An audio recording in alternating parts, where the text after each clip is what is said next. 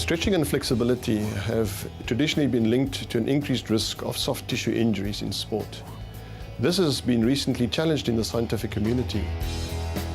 Most flexibility sessions traditionally involve static stretching, where the player moves the body part slowly to the end of its available range of motion and then holds it for a period of time.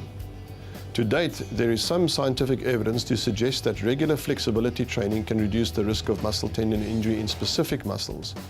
There is also some scientific evidence supporting the notion that regular static stretching can improve sporting performance parameters, such as muscle strength, power, speed, and agility. This does not, however, account for a stretching session performed shortly before training or competition.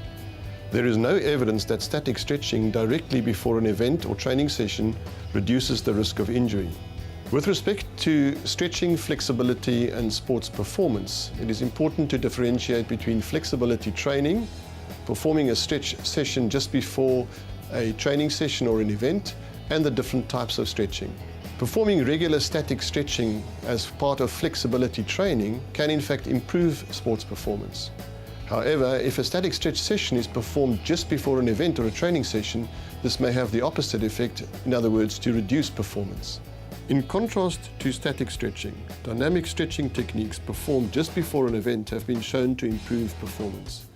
Therefore, from a practical point of view, coaches and players should include dynamic stretching in the pre-match or pre-training warm-up session.